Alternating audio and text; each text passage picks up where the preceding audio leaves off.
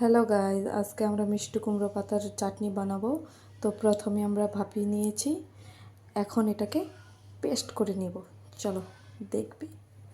Paste করে নিলাম, এখন এটাকে ভাজবো সুন্দর করে, জল না শুকানো পর্যন্ত। দেখো তোমরা, ফ্লেমটা হাই করে এটাকে জল শুকানো অবধি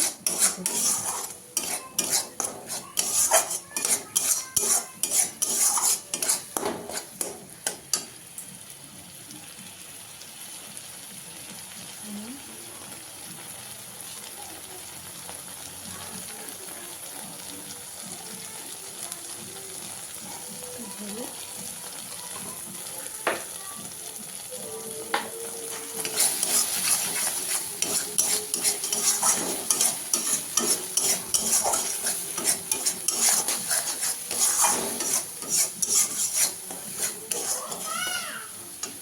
দেখতে পাচ্ছ অনেকটাই জল শুকিয়ে গেছে, আরও শুকোবে একদম চাটনি হলে।